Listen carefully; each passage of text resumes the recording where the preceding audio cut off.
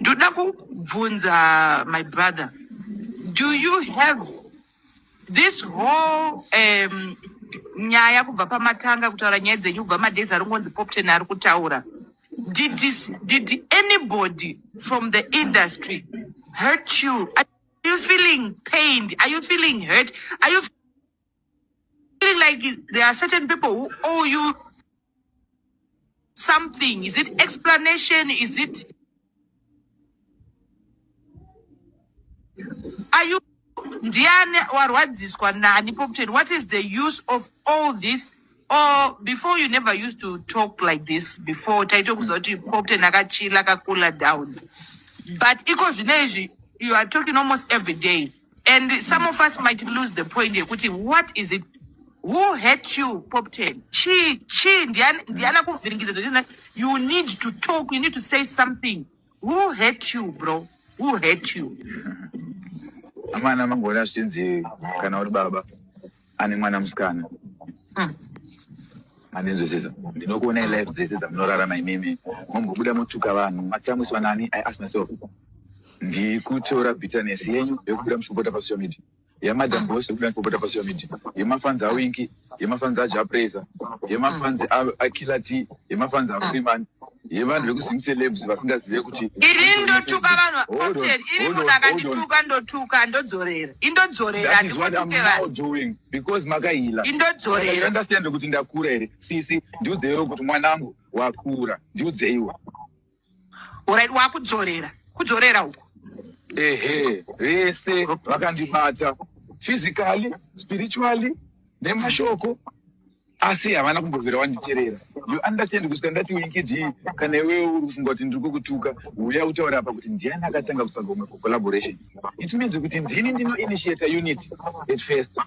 Zvawakuzoita after haichazi unity nokuti wakundudzira kuti handidi mukuzviziva kuti kuimba kwedu mustudio isecret.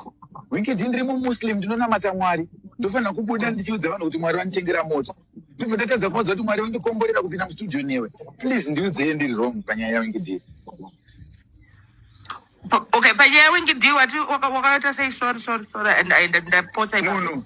And sign is a non-disclosure agreement. Anonditi, and it took us to get a secret. But in Dr. Pisha now, no guarantee picture 2-3 years. I'm also not have Namatamuni, Rapa Simon Michao. I went to me and guys. You know what, guys? You in Monoziva, let me tell you, this guy is speaking from pain. But unfortunately, munoona maZimbabwenzi isusu nyika ino inotoda makomrades chaiwo. Pop 10 has been pained for a long time and is speaking from a pained point of view. Arikuedza ane zvaarikuda kutsanangura zvimwe zvaibatirirwa zvimwe zvaidi but munoona kana munhu asvika pastage iyoyo anoita kunga akuita sei akupenga but anenge achitopenwa. Zvangofaneni mukandipa 3 years chaiyo ndokunange ndatomusango ndakutaurawo zvinhu zvinondibata makutoti munhu ari kupenga but he has been bottling up a lot of things and now it's time for him to explode. Then now he's exploding in a very confused way kuti tikutadza kuzvinzwisa kuti what is he trying to say. Asi mukupenga pamuti ari kupenga ane zvinhu zvaatotaura zviri tangible. Ningi wakandidai iwe wakandidai zvakatomurwa adza patime iyoyo but problem isusu kutaura vanhu vanotaura oro vari outspoken kazhinji vanojajwa. Vanhu vakanyarara ndo vanhu vacho vana Pop 10 vaive vakanyarara kudhara but muri kuona kuti akuputika kunyarara dzimwe nguva kunozokupa kumwe kuputika kwekuti munozoshaura kuti nyaya yacho ndeipi chaiyo. He has been bottling up a lot.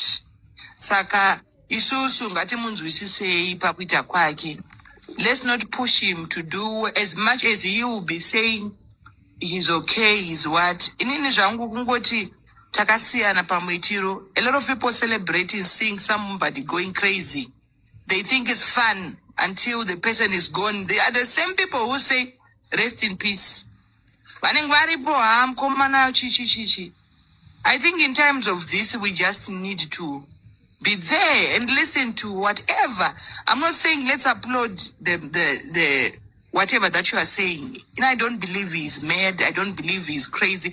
I don't even believe he's drugs. I just believe this is a very pained person. Asuka kumagumo kwekuti akungotaura zvese kungoti aenda zvake inaida ngomunamatira isusu zvedu tinongozongosvitsa vheso muna Mwari ngoti Mwari ngobataiwo Pop 10. We all know kuti Pop 10 is a superstar. We can't argue that. Chero mukada kutaura Pop 10 anitarenda munomunzwa kana chimba nziyo dzekuningi kwavo dzati munonotika azviiti manotsa yaendwe nemutaura ikangobhedhi manotsa akaipaka yayo daidzai any celebrity mutiita zvaitwa naPop 10 ane mangu manotse kuti ndakamaterera nezuro ndikati mawana he's super intelligent mukunzwa but imimi hamusi kuzvinzwisisa mimi muri kutongosipakwa but munhu uyu auya manje anotori nedzimwe intelligence ende kazhinji vanhu vavava vane intelligence dzakadai so vanopedzisira vakuita zvisizvo. Let's just pray for him. I love praying for people. I believe in God and nangu zvimwe vanobelieve dai ngoti aenda zvake but daida ngopedzisira ndatongoti Pop 10 if you allow me because at this point tiri kubvumirwa kutaura kana kusataura naye Pop 10 ndiye mukuru panguva dzino. Daida kutomuti Pop 10 do you allow me so that I pray for you kuti Mwari angotonhodza whatever it is that is burning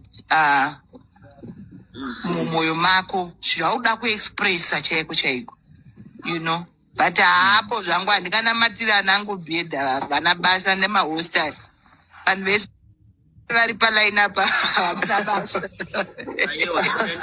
asi Pop 10 ndichazombomufonera zvangu ndida ngomuitira aprayer. I know he's a Muslim and me I'm a Christian. Adzoka muedei chimenda inongoita prayer mundivate zvangu. I just took time ini ndobatikana izvozvo ndikutotaura kutongozvibata ndenda kutochema. I understand what